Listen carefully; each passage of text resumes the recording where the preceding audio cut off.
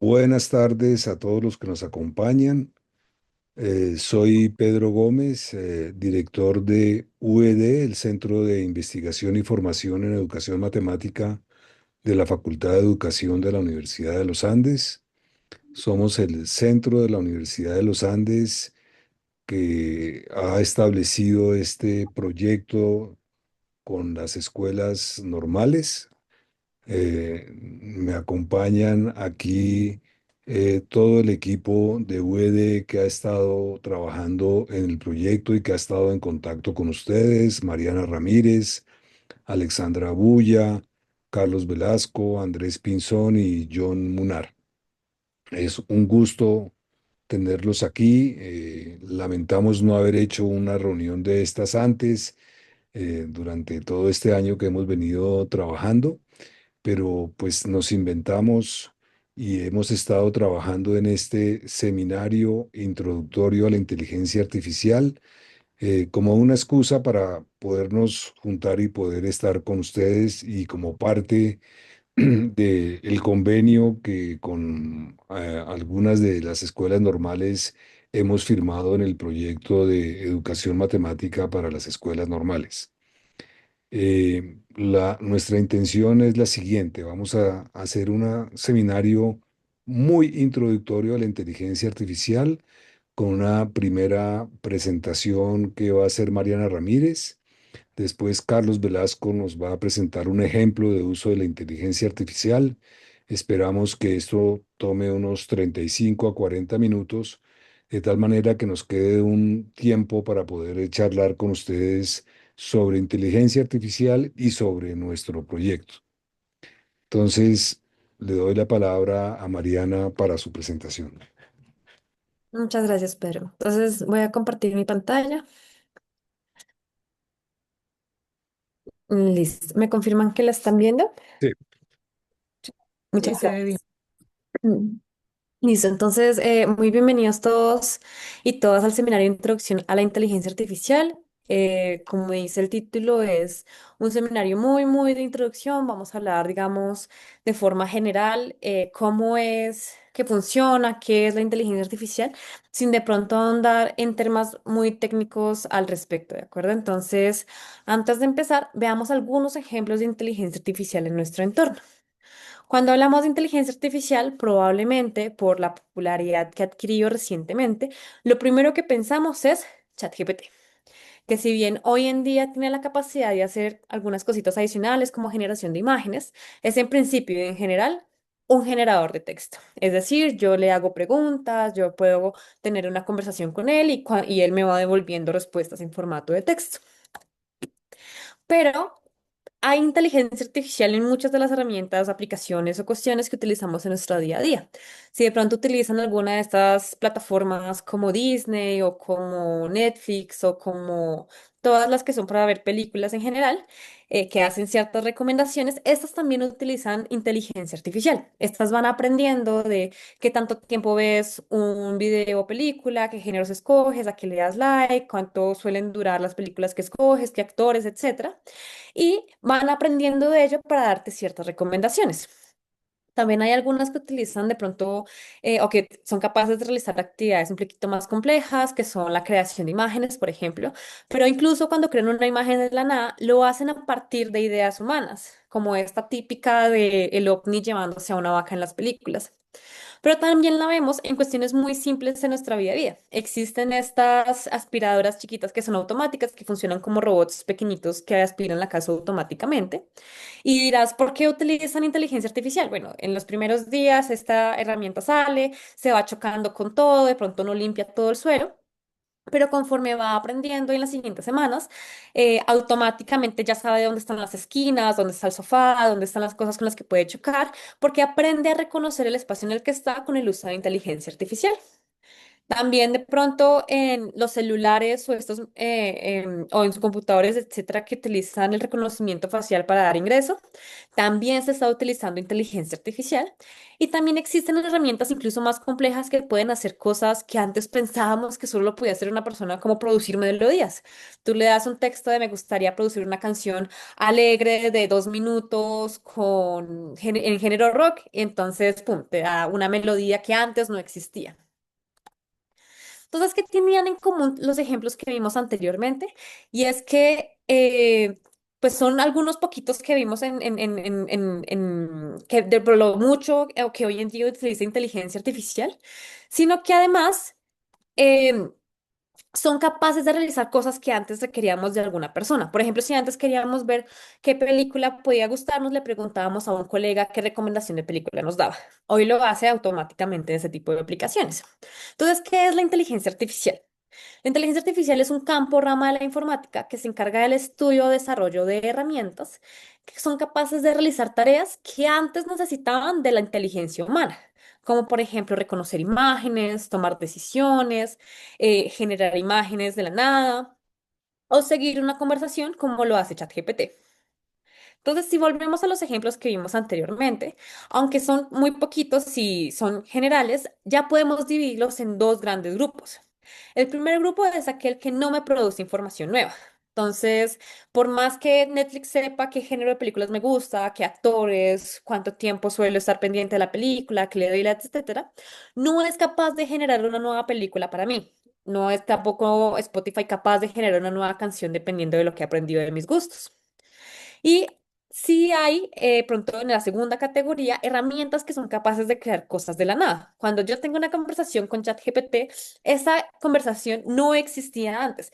Se está creando en ese momento y sus respuestas y lo que yo le voy preguntando, eso es algo completamente generado de la nada. O sea, sí, de nuevo. Entonces, ya podemos dividirlo en dos grandes grupos, entonces podemos hablar de tipos de inteligencia artificial. El primero es este que no genera nueva información, que llamamos modelos discriminativos o no generativos, cuyas funciones principales son los de clasificar o etiquetar. Por ejemplo, en el de reconocimiento de cara, clasificarlo como es Mariana o no es Mariana. De Netflix, clasificarlo como posible gusto o no gusto. Mientras que los modelos generativos son aquellos que, como su nombre lo indica, son capaces de generar o crear datos a partir de lo que han aprendido, como en el caso de ChatGPT. Entonces, ¿cómo hacen esto? Entonces, ellos deben pasar, en principio, por un proceso de entrenamiento. Entonces, cuando están siendo creados sus respectivos desarrolladores, entrenan a la inteligencia artificial para la actividad que va a terminar haciendo. Hay muchas formas de entrenarlas, pero la principal o una de las más conocidas e intuitivas es la que se llama como un entrenamiento asistido. Es decir, yo le doy mucha información a la inteligencia artificial que ya está etiquetada y ella a punta de prueba y error va aprendiendo cuándo debe colocar o no cierta etiqueta. Si yo quisiera que mi herramienta fuera capaz de identificar cuándo una imagen corresponde o no a un perrito, entonces lo que se debería hacer para entrenarla es pasarle muchas imágenes etiquetadas cuando es un perrito o cuando no es un perrito, y ella a punta de prueba y error va a aprender cuándo lleva o no esa etiqueta, que puede parecer muy complicado, pero es muy natural cuando pensamos en la forma como aprendemos nosotros. Cuando nosotros somos niños y estamos aprendiendo qué es un perro, por ejemplo, ¿qué pasa en las escuelas? Nos dan fichitas con las imágenes de los animales y sus respectivos nombres, aprendemos a ponerle los nombres cuando en los libros aparecen estas imágenes, cuando vamos en nuestro día a día y vemos un perro en el parque, le preguntábamos a nuestras mamás si era o no un perro, y tal vez al principio confundíamos perros con gatos o perros con osos o otra cosa en la televisión. Y conforme nuestros padres o personas alrededor nos iban corrigiendo, fuimos afinando ese reconocimiento y hoy en día si vemos un perro, sabemos que es un perro, incluso si no tenemos en mente una definición particular de qué es un perro. Entonces, aprendí de una forma muy similar a como nosotros aprendemos. Y también, incluso nuestro día a día, la estamos entrenando. Entonces, cuando ustedes van a escribir, por ejemplo, por WhatsApp, se darán cuenta que les sugiere la siguiente palabra conforme ustedes van escribiendo. Y si bien en un principio, digamos, da una palabra genérica que puede ir, conforme ustedes más y más escriben, va sugiriéndoles cosas que más están relacionadas a lo que normalmente hablan. Entonces yo, por ejemplo, que voy de la universidad, que trabajo en una universidad y voy a la oficina, etcétera, pues cuando hablo de nos vemos en, me va a sugerir universidad oficina, pero en su caso podría sugerirles la escuela. o la reunión, etcétera. Entonces ahí también la estamos entrenando cuando aprenden nuestros propios patrones. ¿Cómo funciona? Entonces, cómo funciona depende mucho de la herramienta. Entonces, para darles, digamos, una idea muy general, simplificada de cómo funciona una de estas herramientas, vamos a hablar muy brevemente de cómo funciona un generador de texto como ChatGPT. Entonces, ¿qué pasa? ChatGPT en algún momento pasó por un proceso de entrenamiento en el que sus respectivos desarrolladores le dieron un montón de información. Le dieron todos los textos que estaban disponibles en Internet, les dieron artículos, les dieron muchas fuentes de texto. ¿Y qué hizo la inteligencia artificial durante este proceso de entrenamiento? Aprendió cómo se combinan las palabras, qué palabras suelen seguir una después de otra, cómo se estructura una idea, etcétera, y aprendió muchos patrones con respecto a los textos que fue analizando. Así que cuando yo le doy mi propio texto, por ejemplo, cuando estamos charlando con la inteligencia artificial, entonces va analizando ese texto y con los patrones que aprendió durante su proceso de entrenamiento, trata de predecir cuál es la siguiente palabra y repite el proceso con cada sección de la oración o texto que yo le di. Entonces, veamos un pequeño ejemplo. Digamos que yo le pregunto a ChatGPT cómo usar un gato si se me pincha una llanta. Entonces, la herramienta lo que va haciendo es que va revisando sección por sección de esa oración, puede estar revisándola palabra por palabra, puede estar revisándola pedacito por pedacito, pedacito por palabra, etcétera. Eso depende mucho de la herramienta. Y va analizando cuáles son estas palabras que están relacionadas a la palabra que está analizando, dependiendo de lo que fue aprendiendo durante su proceso de entrenamiento. Entonces, si durante su proceso de entrenamiento se dio cuenta que gato está relacionado normalmente a palabras como animal, pequeño. En mi caso, que he hablado con ella, sabe que mi gato se llama Baco. Entonces, primero, pues tiene esta imagen de cuáles son las posibles palabras alrededor de lo que estoy analizando. Pero conforme va avanzando y se va contextualizando, pues va cambiando esas palabras relacionadas. Entonces, ahora dice, ah, gato no animal, sino gato de herramienta, gato de mecánica. Y va ajustándolo para finalmente poder darme una respuesta correcta. Entonces, este es un ejemplo de una pregunta real. Este era un chat completamente nuevo. Le pregunté lo mismo, cómo usar un gato si se me pincha una llanta. Y su respuesta fue, perfecto. Te explico cómo usar un gato, elevador de carro, no tu gato vaco, si se te pincha una llanta. Entonces, como esta tiene memoria, en algún momento yo le mencioné que mi gato se llamaba Baco, de pronto para preguntarle sobre qué medicamento podía darle, y entonces lo guardó en su memoria y que me haya dado esa respuesta me da el indicio de, claro, cuando estaba analizando mi pregunta, cuando llegó a gato, recordó que en algún momento estaba relacionado gato con Baco, por eso aparece en la respuesta, y luego conforme lo fue contextualizando, se dio cuenta que me refería al gato de herramienta para reparar cuando se me pincha una llanta. Y ahí sí me dio la respuesta correcta. Entonces, ya cuando sabemos, digamos, muy en general cómo funciona, podemos reconocer ciertas limitaciones y riesgos. Entonces, la inteligencia artificial, si ustedes han interactuado con ella, se habrán dado cuenta que a veces se equivoca, nos da respuestas inventadas. Y existen dos tipos de respuestas incorrectas cuando hablamos con ella. Y es una, que son las factuales, que es cuando de pronto nos da datos falsos o inventados, que yo le preguntase cuál es la capital de Marte y me dijera que Bogotá, entonces es algo que es completamente inventado, que me lo dijo por responderme a algo. O los fieles, que es cuando sí me da una respuesta correcta, pero no relacionada a lo que yo le pregunté. Por ejemplo, que yo le preguntara cuál es la capital de Marte y me respondiera la capital de Marte, digo, la capital de Colombia es Bogotá. Entonces, en efecto, Bogotá es la capital de Colombia, pero no es lo que yo pregunté. ¿Y por qué a veces tiene este tipo de alucinaciones? Entonces, como la inteligencia artificial depende tanto de cómo fue entrenada y con qué datos fue entrenada, pues suele tener ciertos sesgos. Hay muchos sesgos en la inteligencia artificial, vamos a mencionar solo dos como ejemplo, y uno de ellos es que de pronto yo no le di la información completa para entrenar. Entonces, sus desarrolladores cuando hicieron ChatGPT, solo le dieron la información antes de 2020, por ejemplo, y yo le hago una pregunta de 2024. Entonces, la inteligencia artificial tiende de pronto a inventarse una respuesta porque no tiene las herramientas adecuadas para dar una respuesta correcta.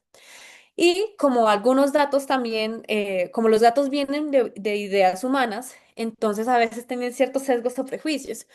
Por ejemplo, si se entrenó la inteligencia artificial con puros artículos médicos testeados en hombres y se pregunta sobre algún dato de medicina de una mujer, pues es posible que se equivoque porque no tiene la información correcta, pero eso no significa que la inteligencia artificial sea sexista, simplemente no tenía la información adecuada, se estaba basando en algunos prejuicios y eso es a lo que llamamos un prejuicio o un sesgo de prejuicio.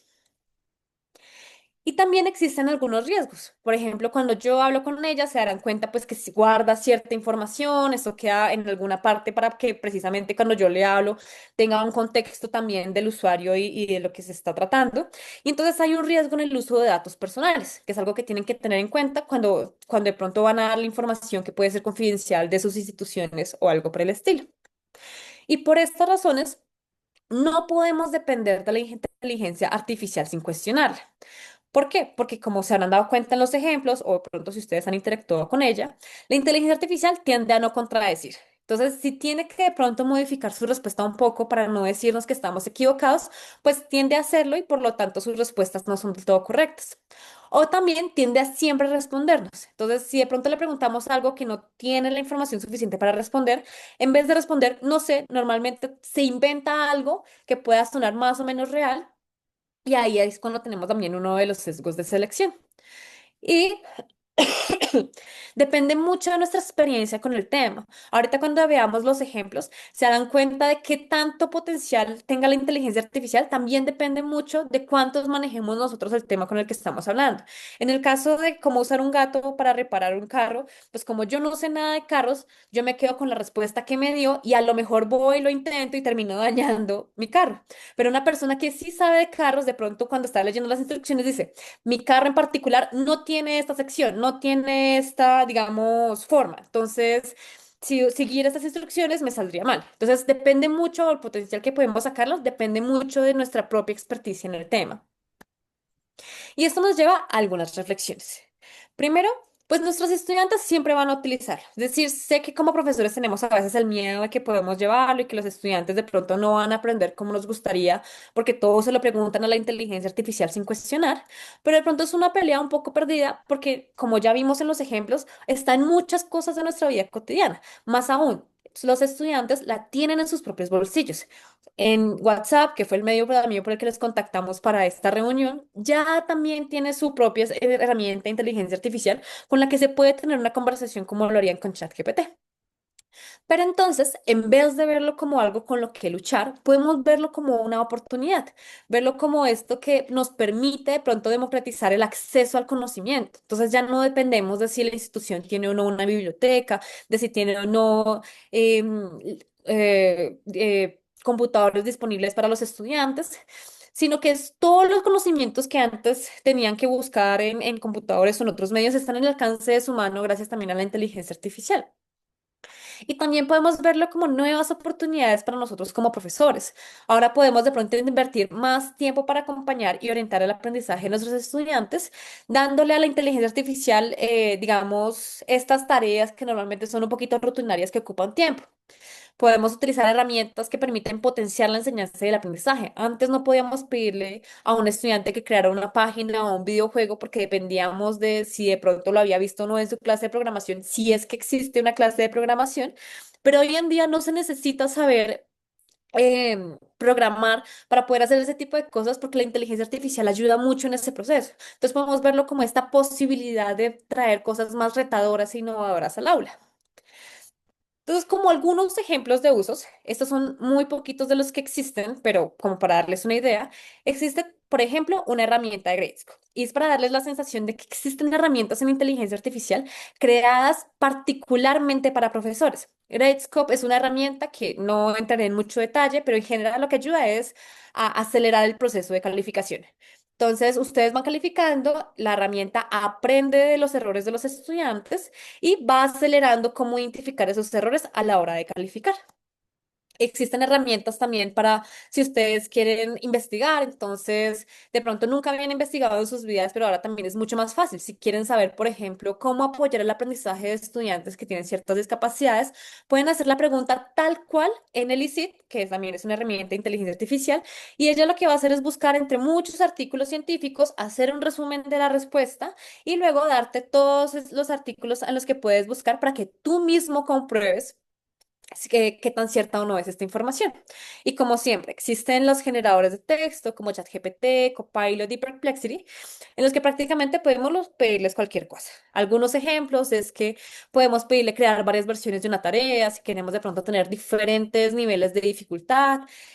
Podemos pedirle ayuda en la planificación de una clase, como veremos más adelante en el ejemplo. Si ya tenemos un examen, podemos pedirle ayuda en la creación de rúbricas. Podemos pedirle ayuda en explicaciones personalizadas. Estos son algunos ejemplos de pronto centrados un poco en el profesor, pero también podríamos pedirle muchas cosas relacionadas también a la parte administrativa. Si de pronto quieren de pronto gestionar un poquito mejor los documentos curriculares que tienen en su también pueden pedirle a la inteligencia artificial un poquito de ayuda en ello, de cómo gestionar el tiempo, de cómo crear horarios, entre otras cosas.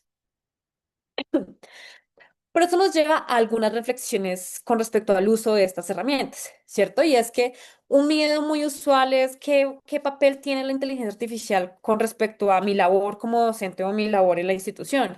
Y es cómo aseguramos que la inteligencia artificial complemente y no sustituya a la inteligencia humana y social que se construye en las aulas. Entonces, no hay una respuesta perfecta de ello, pero sí es importante que nos hagamos esta reflexión y que tratemos de responderla. ¿Y cómo podemos intentar responder a esta pregunta? Es tener en cuenta que el profesor o la persona que utiliza la inteligencia artificial es quien puede interpretar, decidir y acompañar. Y para ello puede hacerse las siguientes preguntas, como ¿qué me aportó la inteligencia artificial que antes yo no sabía? Entonces, identificar eso que de pronto me está dando nuevo, como un contexto que de pronto yo no sabía que a los estudiantes les parecía interesante, pero de pronto me dijo videojuegos, si yo estoy en una escuela rural, entonces también hay que cuadrar un poquito como realmente es una respuesta nueva que me ayuda o no tiene que ver con mi contexto, qué información inválida o incompleta me proporcionó. Entonces, como ya vimos que tiene sus respectivas alucinaciones, es posible que también dé respuesta incorrecta a actividades si entre los datos de entrenamiento no había nada similar. Entonces, ahí como profesores tenemos que evaluar qué tan correcta o no es la respuesta y cómo y en qué fuentes verifico que la información que me proporciona es correcta. Entonces, de la misma forma como haríamos si leemos un ejercicio que vamos a proponer en clase y es comparar con libros de texto, preguntar a un colega, entre otras, ¿cierto? Entonces, esas son algunas de las reflexiones o preguntas que podemos hacernos para hacer este acompañamiento y utilizar la inteligencia artificial como un complemento en nuestra práctica docente. Aquí hay un pequeño ejemplo. Este es simplemente una muy breve introducción al ejemplo más completo que veremos en unos minutos con el profesor Carlos, pero es solo algunos tips a la hora de hablar con la inteligencia artificial. Y es que aquí yo le pregunté, o bueno, le pedí que me generara una actividad de fracciones y mi pregunta fue un poco ambigua, no le di detalle, no tiene contexto y no tiene ningún propósito en particular. Y asimismo la respuesta es genérica, tiene errores, me pide sumar manzanas con sandías, algo que puede ser muy confuso para los estudiantes. Y todo fue por también la forma en la que yo interactué con ella. Algunos consejos son, de pronto, para la misma pregunta, darle un rol a la inteligencia artificial, decirle que es un profesor de matemáticas, decirle el contexto de los estudiantes para que sepa qué conocimientos han visto, qué tienen en sus manos, pedirle de pronto, darle una sugerencia, una situación de interés, en este caso yo le dije los videojuegos, y recordar que es un chat. En este caso me dio también una respuesta un poco más compleja, digamos, más completa teniendo el cuento en la situación que yo le di, pero si algo no me gustase o no entendiese, podría seguir interactuando con ella para que me dé un poquito más de explicación, para que de pronto me explique cómo resolver la situación, cómo representarla, entre otras. Entonces, eso sería en términos generales esta introducción a la inteligencia artificial.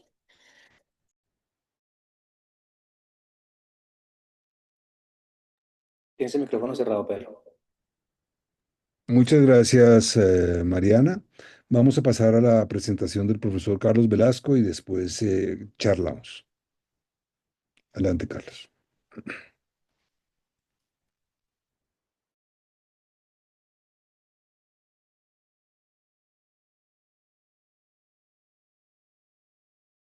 Tienes el micrófono cerrado, Carlos, si estás hablando. Ya, listo. Entonces, em, ustedes acaban de ver con los ejemplos de Mariana algunas aplicaciones que pueden parecer muy sofisticadas, algunas seguramente les parecieron familiares porque son, digamos, de las que más se habla. En el caso de este ejemplo que les voy a mostrar el ejemplo con WhatsApp. Entonces, la mayoría de quienes tienen WhatsApp en este momento, ya tienen acceso a la inteligencia artificial de WhatsApp. Entonces, lo que quiero mostrarles es un poco cómo podemos usar como profesores una herramienta que está en nuestros celulares y cómo debemos tener en cuenta las preguntas que Mariana hizo al final de su presentación para ver qué tipo de información es la que nos presenta.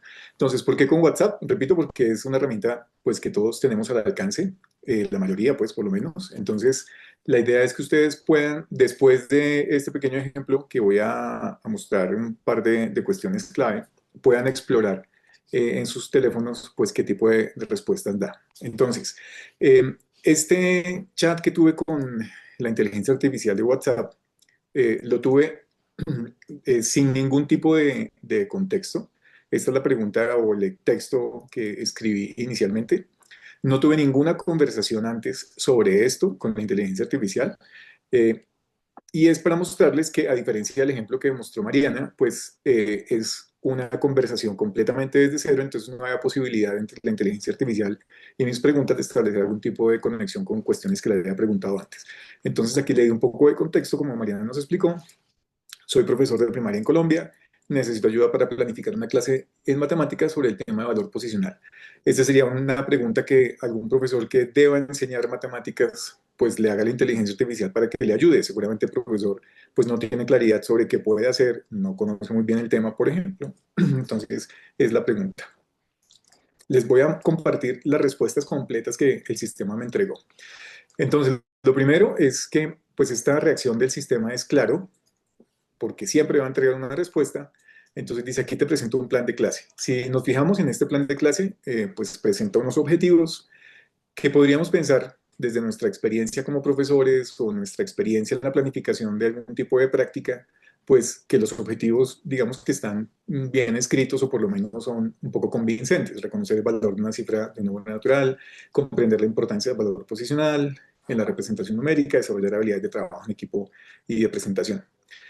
En la misma respuesta está dando ejemplos de actividades. Pero entonces, si yo soy un profesor que necesita información para poder explicarle esto a mis estudiantes, pues aquí encontramos una cuestión en la respuesta que dice, explica el concepto de valor posicional. Entonces, de entrada, el sistema no está entregándome lo que yo inicialmente estaba esperando.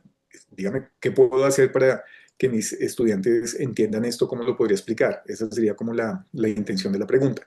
Pero aquí ya nos está diciendo, explica el concepto de valor posicional. No nos está diciendo qué es. Como ejemplo, en otra parte de la información, dice que se puede usar un material como tiras numéricas. Como otro ejemplo de actividad, pide a los estudiantes que descompongan el número. Entonces, aquí hay una pequeña contradicción también, porque en principio lo que yo quiero es que los estudiantes aprendan algo sobre el valor posicional y eso implica la descomposición de los números, unidades, decenas, centenas. Pero el sistema está haciendo caso omiso, digamos, a esa información que es clave y nos está diciendo que tenemos que hacer algo que no estábamos esperando hacer. Entonces, adicionalmente, dice que eh, investiga sobre diferentes sistemas numéricos. Entonces, para un tema específico ya me está diciendo que además tengo que preocuparme por otras cuestiones. Entonces, está dando información adicional, pero no necesariamente me está ayudando para lo que necesito. Como parte de los recursos, que también presenta buena parte de recursos, presenta estas tiras numéricas que digamos que no es algo muy común, o puede ser algo muy común, pero en el caso de este ejemplo, yo, digamos, dije, no sé qué es específicamente tiras numéricas, pero adicionalmente como recursos dice computadoras, software, herramientas de inteligencia artificial, y es posible que esto yo no tenga disponible en la institución, en mi escuela, y entonces ya me está dando información pues que está alejada otra vez de lo que yo estoy necesitando. Y como recomendaciones, pues está haciendo alguna parte de recomendaciones generales, y en la parte final me está dando información de las fuentes de donde extrajo este tipo de información. Entonces yo aquí sí podría ir a estas fuentes y revisar con un poco más de detalle. Pero en principio esto es para mostrarles que la respuesta a la pregunta que yo le hice o a la situación que le presenté no es una respuesta completa, no es algo que de inmediato me sirva por completo. Entonces, para retomar el tema de las tiras numéricas, le pregunté, bueno, ¿cómo se usan las tiras numéricas? Y entonces la respuesta fue, Pues la preparación es crear tiras de papel o cartulina con números de 0 al 9. Cada tira representa una unidad, decena, centena o millar. Si yo no sé qué son tiras numéricas, podría tener una idea de cómo construirlas. Entonces, me hago una idea de qué serían estas tiras numéricas. Y me dice los usos. Comienza a explicarme los usos. Me voy a centrar en algo en particular. Entonces, representar números. Coloca tiras en orden para formar un número. Por ejemplo, para representar el número 456, coloca una tira 4 en la posición de las centenas, una tira 5 en la posición de las decenas y una tira 6 en la posición de las unidades. Entonces, en principio aquí podemos ver que este material ya está, digamos, explicado para trabajar algo de valor posicional. Pero luego dice descomposición de números y presenta 456. Imagínense ustedes que yo estoy buscando información para enseñar a los niños qué es el valor posicional. Y aquí está agregando información sobre una descomposición de un número como 456. Entonces, esto pues es un poco más de lo que yo le estoy solicitando y nuevamente no está, digamos, respondiendo lo que en principio yo esperaría que me responda. Entonces, adicionalmente, dice que se pueden hacer operaciones. Entonces, en esta operación habla de dos centenas y para representar esas dos centenas dice que puedes agregar dos tiras de centenas. Eso lo que quiere decir es que las tiras representan decenas, unidades, centenas de millar, pero ¿cuántas tiras debo tener para representar este tipo de cantidades? Entonces, imagínense aquí que la descripción de este material, pues digamos, no es lo suficientemente completa. Y presenta pues otras cuestiones sobre beneficios y me dice que si quiero más ideas para usar las tiras numéricas en clase. Con esto lo que yo identifiqué es que ya debo como profesor explicar el concepto.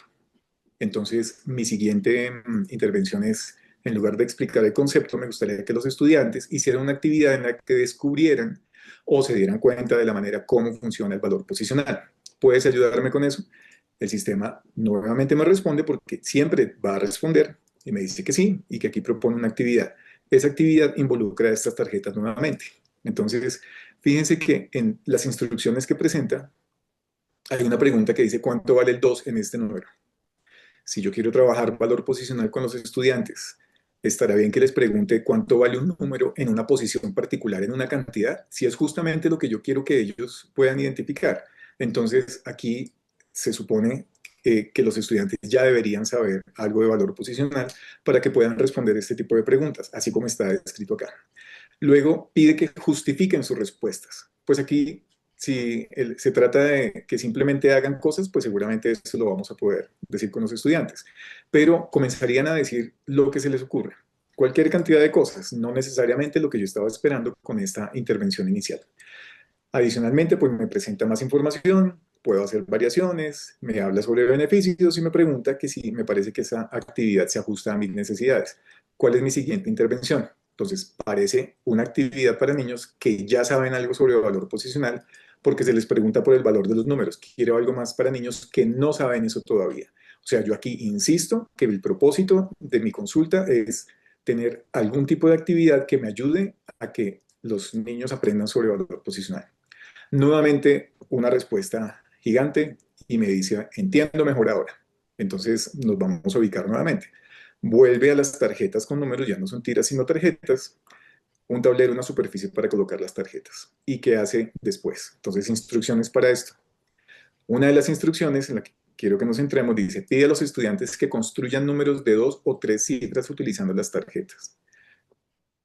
En principio, pues si ya hablamos de cifras, ya hablamos de números de diferentes cifras, aquí podríamos hablar de algo de valor posicional. Pero luego dice cómo pueden cambiar el valor del número moviendo las tarjetas. Aquí nuevamente es necesario tener esta idea del valor posicional, porque los niños, pues, ¿qué tanto podrían saber de esto? Y nuevamente podrían hacer cualquier cantidad de cosas, pero no estarían centrados en lo que yo estoy pidiendo que se centren.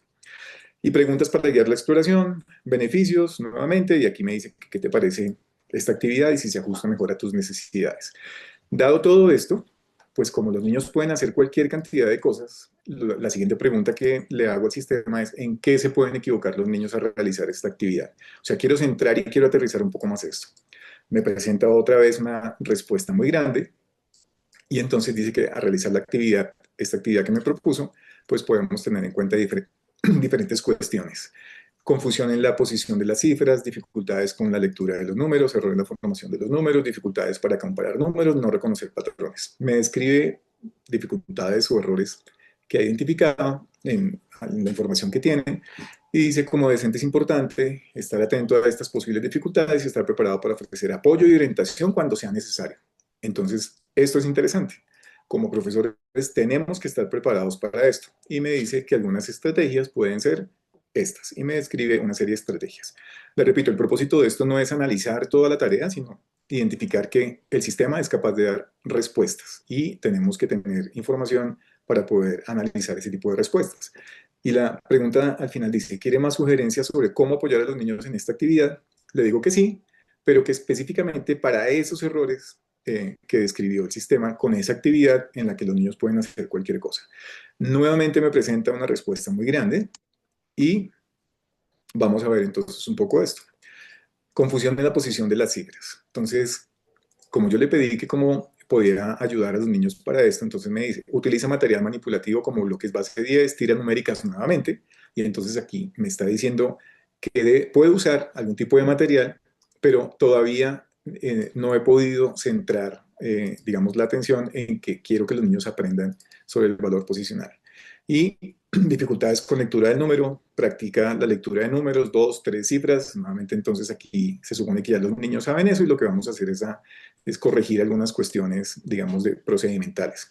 Error en la formación de los números, nuevamente, unidades, decenas, centenas. Ya aquí, entonces, se supone que los niños ya saben hacer esto. Dificultades para comparar números, nuevamente, y no reconocer patrones. Y pues me presenta una serie de sugerencias.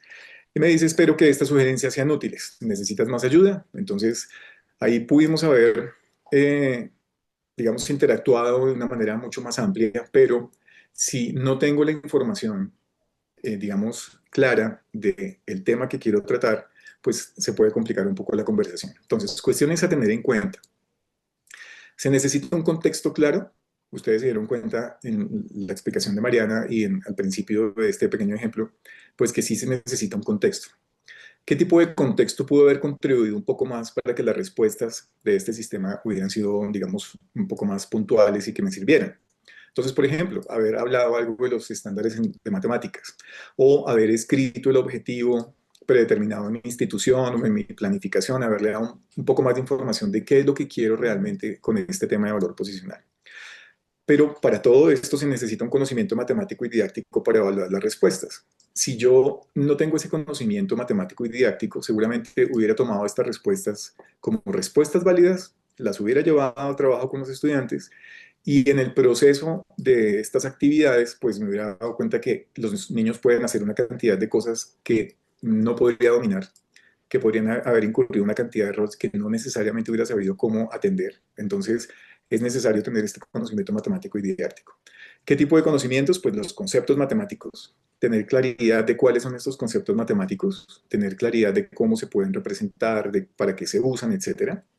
Los materiales y recursos disponibles, entonces el sistema nos entregó en este caso un ejemplo de materiales y recursos, pero si yo no sé cómo se usan, si yo no sé cuál es el papel, cuál es el propósito mediador de ese material o recurso en el aprendizaje de los estudiantes, pues seguramente simplemente estaré llevando cosas para que los niños jueguen.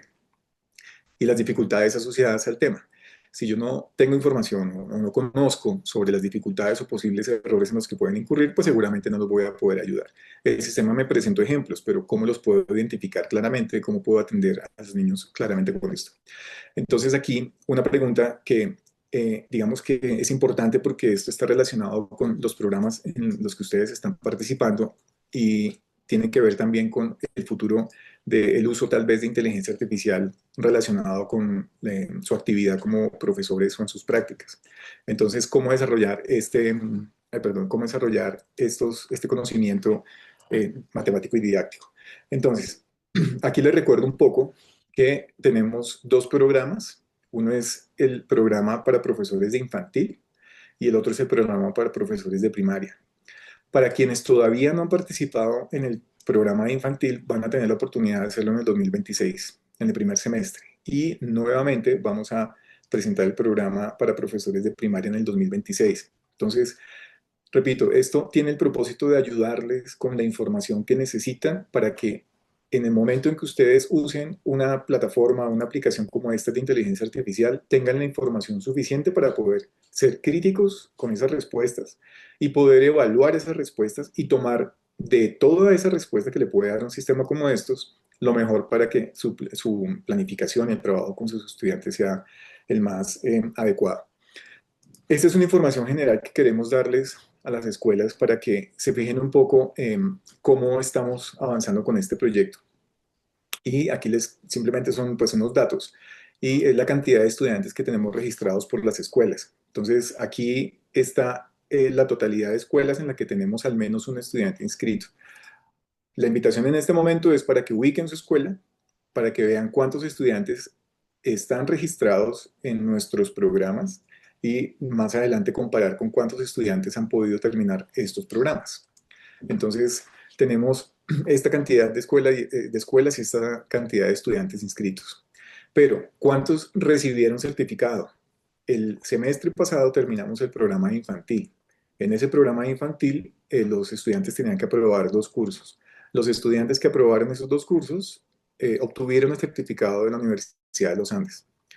Esta es la cantidad de estudiantes por escuela normal que recibieron los certificados. Entonces aquí también los invito a que miren estas escuelas normales. Si ustedes están acá, que vean cuántos estudiantes por escuela recibieron el certificado de la universidad.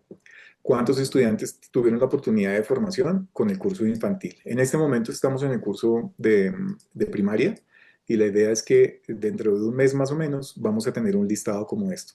Y la invitación es a que aprovechen esta oportunidad y a que más adelante cuando sigamos hablando de inteligencia artificial y más adelante cuando ustedes tengan la oportunidad de hacer sus planificaciones, de organizar sus trabajos con inteligencia artificial, pues tengan ya información adicional que les pueda, que les permita poder hacer esa evaluación de esas respuestas y podamos tener discusiones en torno pues a cómo es posible usar estas herramientas en la planificación para sus clases de matemáticas. Para terminar, el cronograma para el primer semestre del 2026 es este. Las inscripciones ya están abiertas. Los invitamos para que si tienen colegas que estén interesados en participar, las inscripciones se abrieron el 13 de octubre y estarán abiertas hasta el 28 de febrero.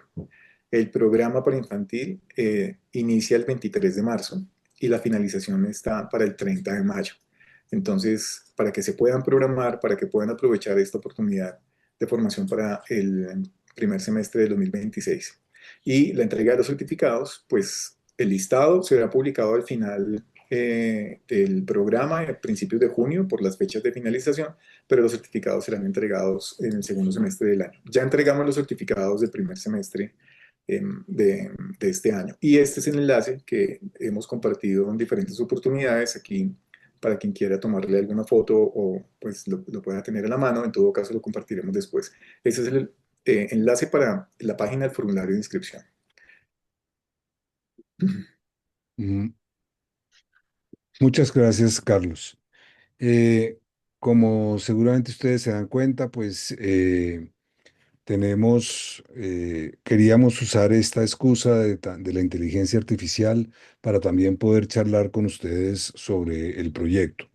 Un par de aclaraciones. La primera, tenemos la intención de ofrecer una nueva versión de este seminario introductorio el año entrante, al que invitaremos a sus estudiantes si ellos quieren participar. Y el año entrante seguiremos buscando maneras de poderle contribuir a ustedes y a sus estudiantes con ideas relacionadas con la educación matemática. Em, Como menciona Carlos, en el esfuerzo que hemos venido haciendo este año de contacto con las escuelas normales y de poder contribuir a la formación en educación matemática de los normalistas, pues nos hemos encontrado con algunas dificultades y también quisiéramos escucharlos a ustedes sobre cómo ven esas dificultades y cómo ven el trabajo en el proyecto.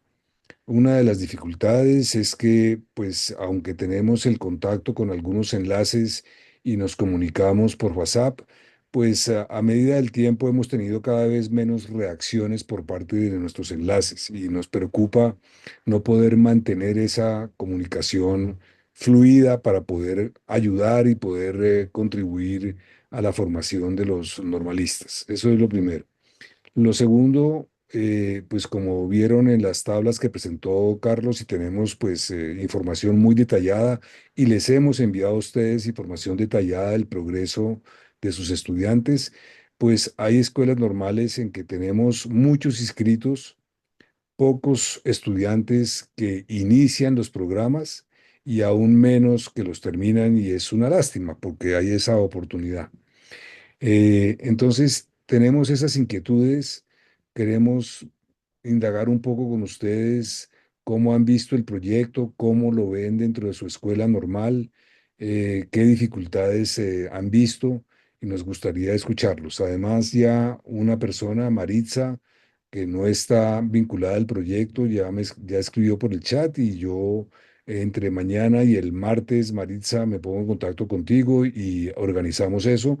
Y si hay otras personas de escuelas normales que no estén vinculadas, pues por el chat nos pueden pasar su nombre, su número de celular, dirección de correo electrónico, y nosotros nos ponemos en contacto. Entonces, no sé si algún miembro del equipo tenga algo que quiera complementar antes de que podamos escuchar a los colegas de las escuelas normales.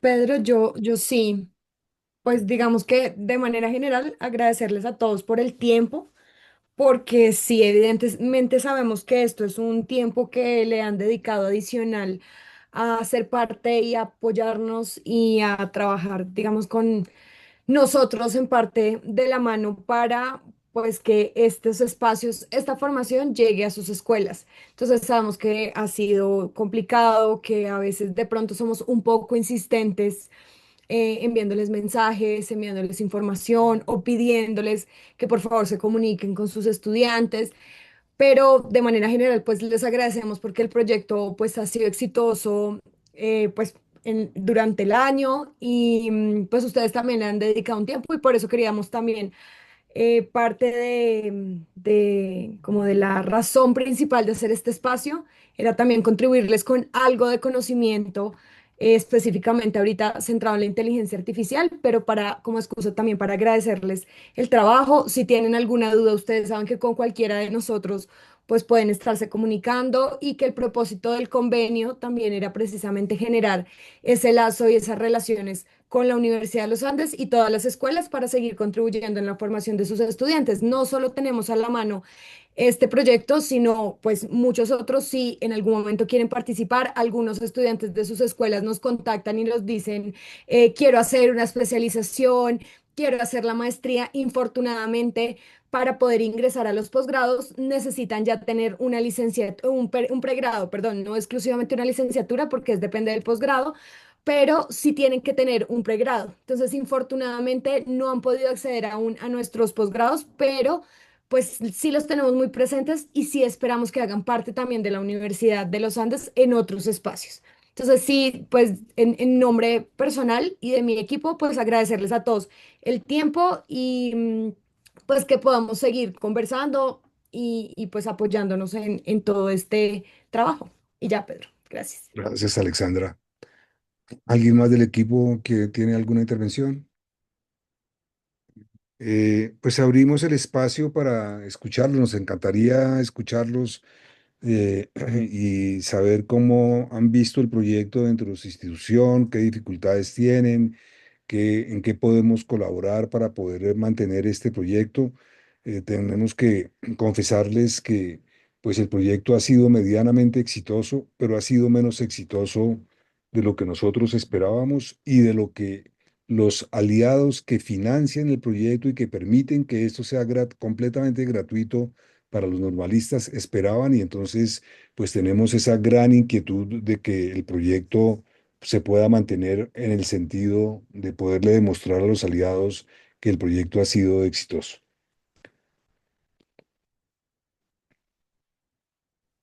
Buenas noches. Hola, Lucía. Bueno, yo soy docente de didáctica de las matemáticas de la Normal Superior de Envigado.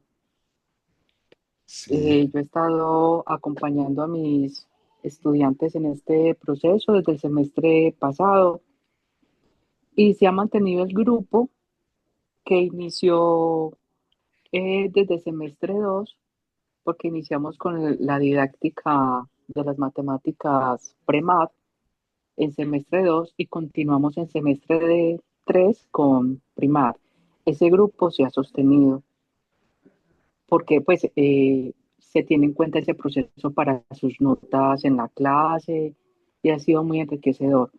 Pero no pasó lo mismo con los estudiantes que iniciaron el semestre pasado con semestre 3 porque ya yo este semestre no les doy clase, entonces se desvincularon del proceso y ha sido complicado como tenerlos ahí, como que les hace falta amarrarlos con la nota y me parece eso como complicado.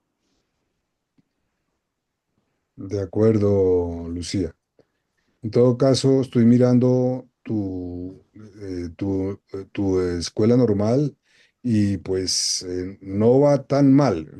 Hay una cierta cantidad de estudiantes que no han iniciado, pero muchos estudiantes ya han logrado en el primat, o sea, el de este semestre, avanzar. Sí. Sí, ¿Qué ideas te se ocurren para poder motivarlos en esta situación, Lucía, en que tú ya no puedes,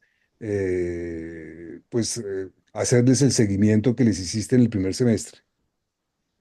pues yo les hago mucho énfasis en el beneficio que tienen ellos de tener ese plus, de tener ese certificado de la Universidad de los Andes, que me parece que tiene mucho peso para ellos cuando tengan convocatoria para un trabajo, porque la mayor limitante de nuestros normalistas son las matemáticas. Y ellos tener ese certificado me parece supremamente importante. Entonces, les he hecho mucho énfasis en esa situación y algunos de esos que ya no están pues, en mis clases me dicen que van a tratar de ponerse al día durante estos días, pero no creo que les alcance el tiempo porque ya pues este curso, este último curso de, de enseñanza, lo he visto que ha sido demasiado fuerte, Ujú. de mucho, mucho aprendizaje. Carlos, ¿podemos darle a Lucía y a los demás una idea de qué va a pasar con las fechas para este semestre, para tal vez animarlos, porque estamos pensando, entendemos perfectamente que ya este mes es muy duro para todo el mundo y obviamente para ustedes, pero también para los estudiantes, pero estamos pensando en poder extender un poquito la fecha para que más estudiantes puedan terminar. Adelante, Carlos.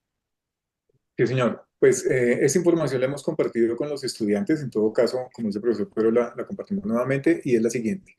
Desde que terminó el primer curso, ese primer curso quedó abierto hasta la finalización del programa. Es decir, si el primer curso duraba 5 semanas, terminadas las 5 semanas, pues los estudiantes que alcanzaron a aprobarlo ya tienen su aprobación. Quienes no alcanzaron a aprobarlo tienen la oportunidad de terminarlo hasta final de este mes de noviembre. Iniciamos el segundo curso. Cuando terminó, nuevamente este segundo curso quedó habilitado hasta final de noviembre. El tercer curso que en este momento está habilitado, que termina a final de noviembre, junto con los otros dos, vamos a hacer una extensión hasta finales de diciembre para que los estudiantes que quieran certificarse lo alcancen a hacer. Entonces, los estudiantes que van al día, que aprueben sus cursos en el tiempo establecido en el programa, recibirán su certificado. Nosotros haremos el trámite tan pronto terminemos el programa. En todo caso, pues la idea es motivar a quienes no hayan alcanzado y que lo puedan hacer a final de diciembre y el próximo año gestionaremos ese proceso para que puedan recibir los certificados. Esa sería la diferencia. Gracias. Perfecto. Entonces, voy a hacer una reunión entonces con esos estudiantes que ya están en semestre 4 para motivarlos a ver si logran terminarlo, porque sí me parece muy, muy importante que tengan ese certificado. Muchísimas gracias. Estupendo, Lucía, muchas gracias. ¿Alguien más que quiera intervenir? Liliana. Yo, sí. Muchas gracias. Buenas noches. Mi nombre es Liliana Castro. Disculpen que no encienda la cámara. Soy coordinadora del programa de formación complementaria de la Normal Superior María Inmaculada de Manaure Cesar. Estamos haciendo apenas las gestiones para el convenio. Nos enteramos apenas ahora, no sabíamos de la existencia de esta maravillosa oportunidad de parte de ustedes. La semana pasada estuvimos nosotros en un encuentro de la Red de Escuelas Normales Superiores por la Paz en Barranca Bermeja, en la normal de Cristo Rey, y en una conversación que tuvimos con el coordinador de investigación, pues nos contaba que ya ellos tienen cierto tiempo de estar con ustedes y que en la experiencia ellos inicialmente había muchos estudiantes haciendo el curso, pero que se redujo un poquito. Y bueno, nosotros pensando, porque los muchachos realmente cuando tienen como muchas, digamos que muchas tareas en el programa, ellos pues tratan de no agregarle más tareas.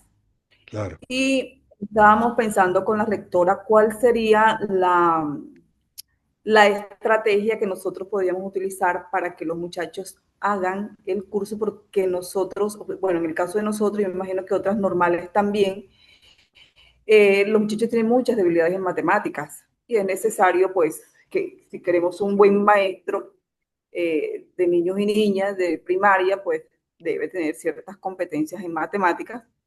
Y nosotros pues solemos hacer un examen diagnóstico de matemáticas y de lenguaje.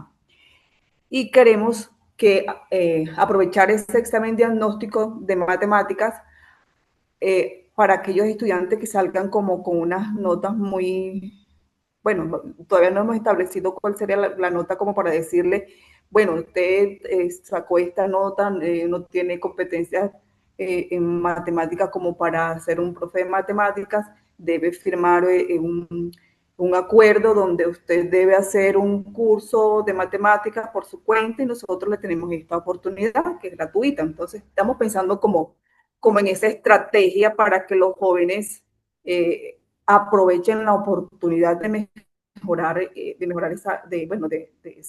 las habilidades en matemáticas. Vamos a ver si nos funciona, nosotros esperamos que sí. Liliana, tengo un comentario a lo que nos estás diciendo. Ciertamente hay una cierta proporción de estudiantes que llegan pues, a la formación complementaria y tienen unos conocimientos matemáticos que no son los deseables. Eh, pero ten en cuenta lo siguiente, estos programas no solamente lo están haciendo, pero no solamente están contribuyendo al conocimiento puramente matemático de las matemáticas de infantil y de primaria, sino que tienen también como propósito contribuir al conocimiento didáctico de esos contenidos. Y entonces, pues yo sí, si es posible que lo piensen, no solamente motivar a los que tienen claramente un conocimiento matemático deficiente, sino a todos los estudiantes. Estamos completamente seguros que aún para un estudiante que tenga un resultado muy bueno en conocimiento matemático, estos programas van a ser útiles.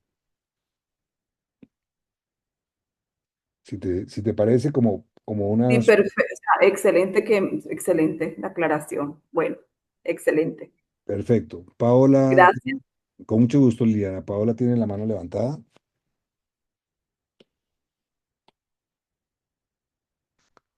Adelante, Paola.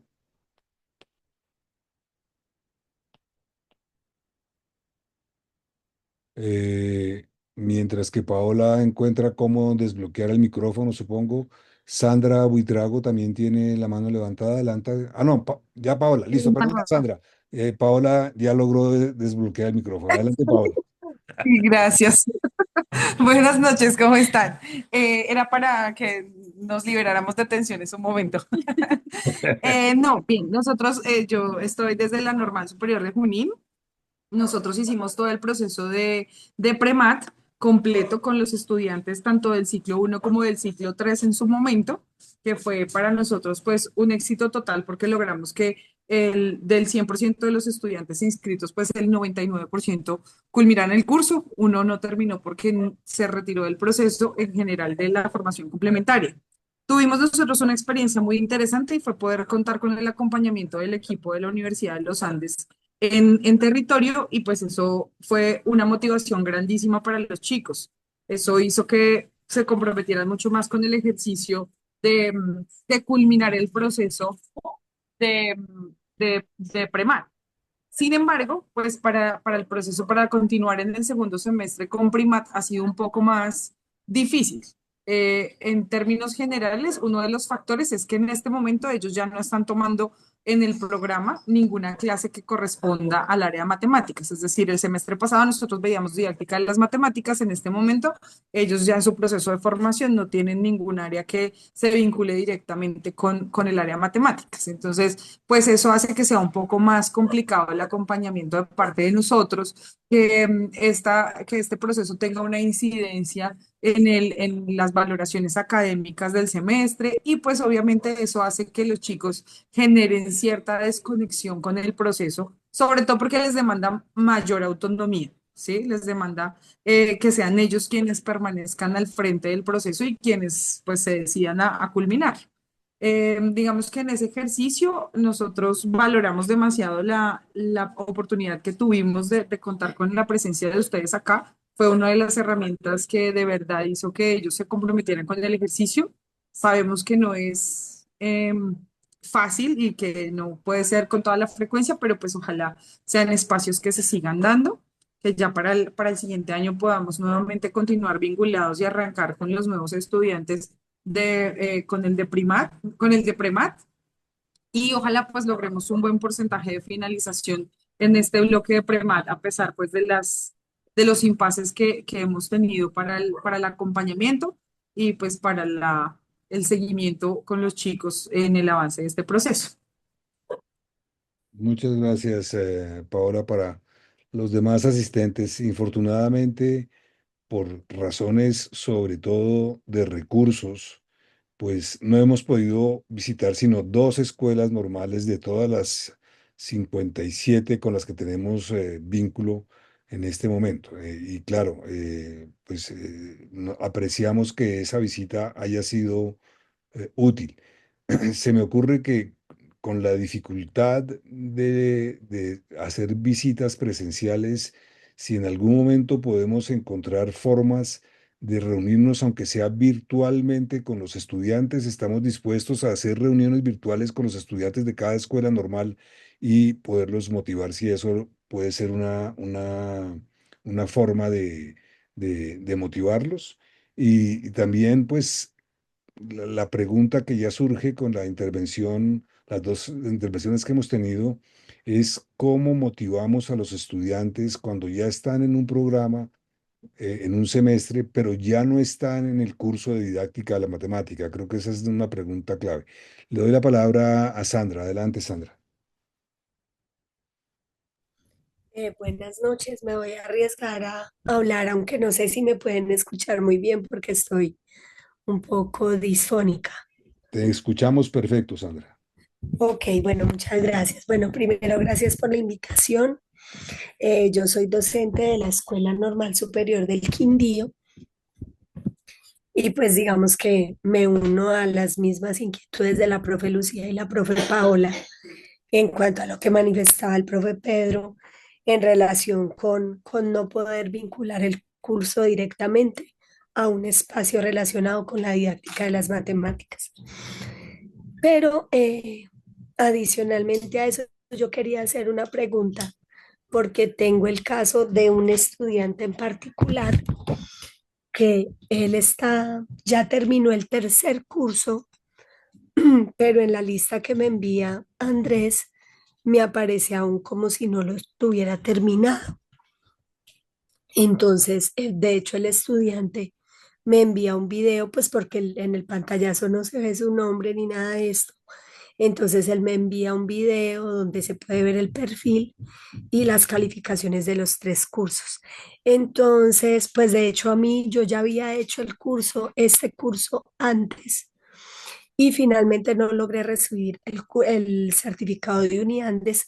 Creo que debe haber sido por la misma razón. O sea, de alguna manera ingresé y la Universidad de los Andes como tal no pudo tener en cuenta ese trabajo que yo había finalizado. Bueno, esa pregunta por un lado. Y la segunda, pues Me parece que esta oportunidad es muy chévere porque en el caso pues de mi escuela normal superior, no sé qué ocurre en las otras. Yo soy la única profe de didáctica de las matemáticas, ¿cierto? Entonces digamos que el diálogo es de Sandra con Milena.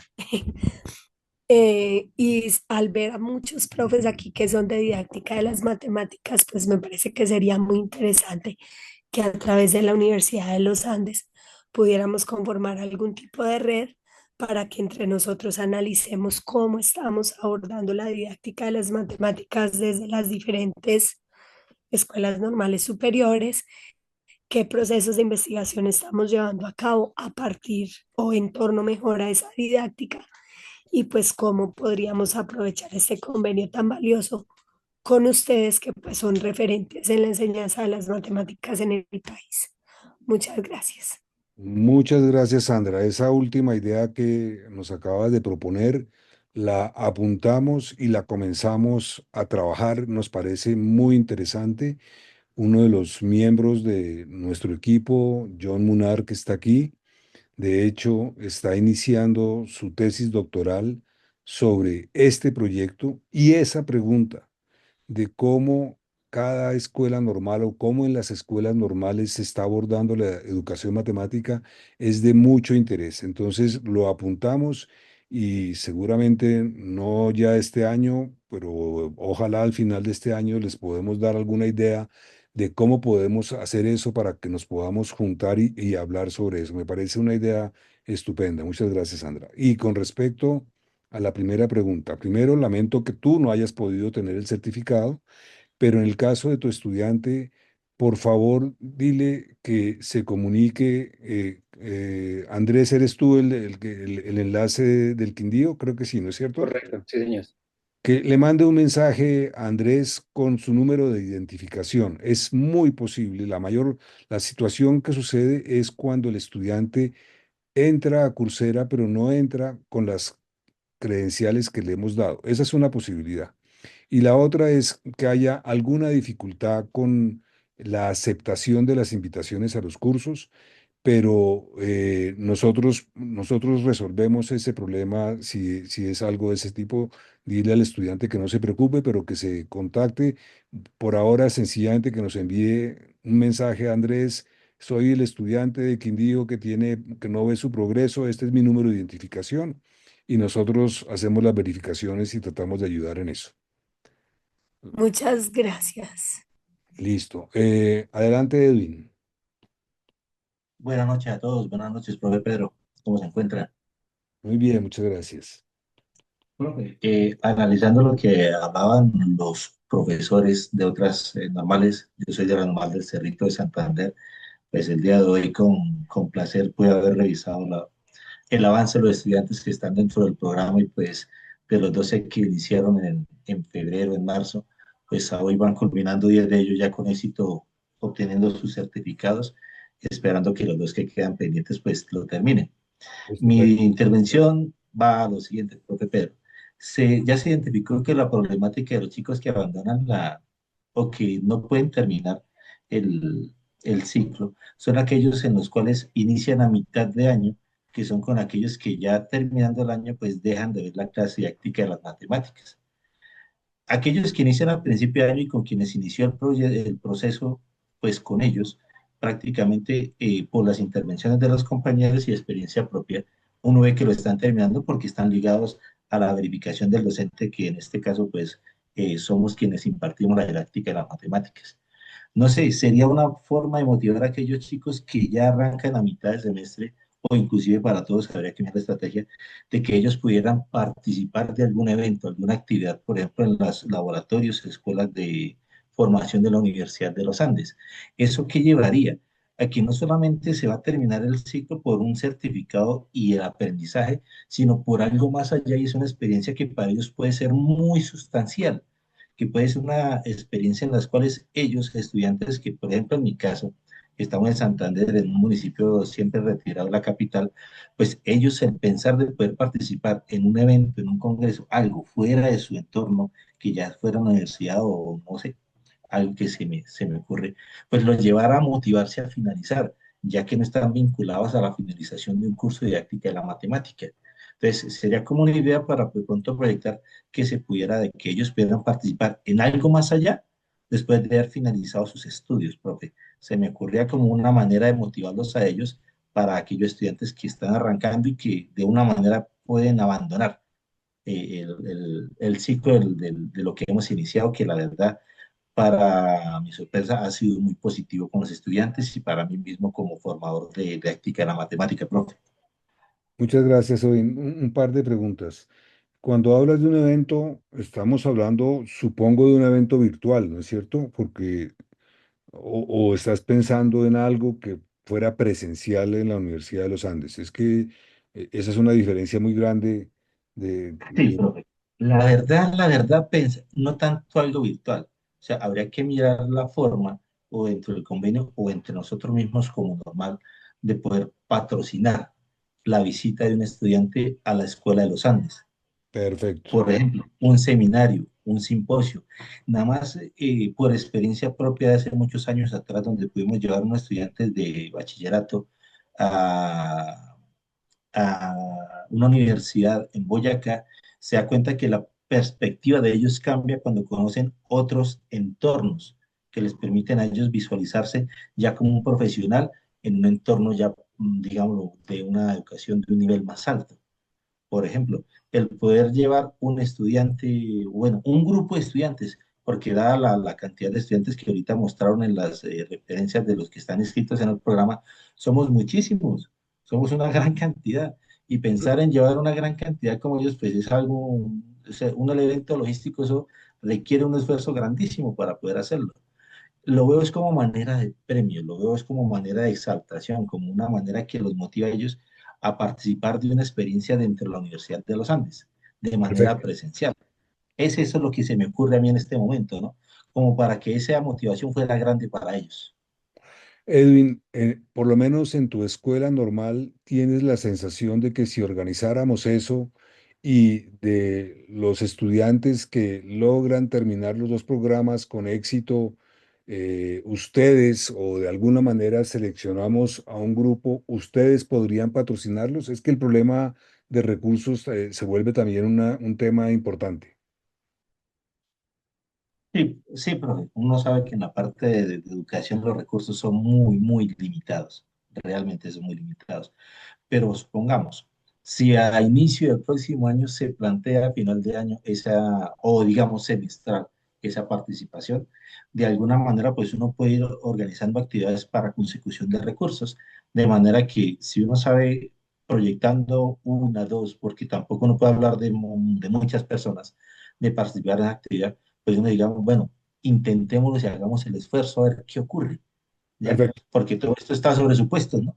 Pero la Claro. sensación mía pensaría que sí podría ser algo muy positivo, especialmente para aquellos estudiantes de normales que se encuentran muy lejos de una capital y que por ellos pueden visionar en eso una oportunidad muy grande de conocer un espacio nuevo y formador para ellos. Perfecto. Estupendo, Edwin. Muchas gracias y lo tenemos en cuenta también. No sé si hay alguna otra intervención, ya nos pasamos de la hora que teníamos prevista para esta reunión. Em, de nuevo, como les decía Alexandra, les agradecemos su tiempo para asistir a esto. Y pues estamos pendientes, seguimos pendientes de poderles colaborar de la manera que sea necesaria para que ayudemos a estos normalistas a progresar en su formación en educación matemática. No sé si algún miembro del equipo quiere hacer alguna intervención. Profe Pedro, ¿me permite un minutito nada más? Claro que sí. Que algo que se me acaba de ocurrir. Creo que la mejor fuente de información la tenemos nosotros mismos con los chicos. Creo que nosotros mismos, si les preguntamos directamente a ellos las razones que lo está llevando a abandonar, podríamos pensar en esa información, brindársela a ustedes para mirar qué estrategias se podrían construir, ya que nosotros estamos directamente con los estudiantes. Estupendo, Edwin. Les agradeceríamos a todos si nos pudieran colaborar con esa indagación que sería muy útil para todos nosotros. Entonces, pues No les recordaremos en 1 o 2 semanas para ver si pueden hacer esa indagación y sería muy bueno. Eh, una aclaración que tenemos que hacerles importante, en el primer semestre de este año, el proceso de poder llegar a entrar a la plataforma Coursera con las credenciales y entrar a los cursos fue muy compleja. Este segundo semestre fue un poquito más sencilla, pero en todo caso tuvimos que tener personas que se comunicaron con cada estudiante para poder hacer el proceso de que ellos pudieran entrar a la plataforma.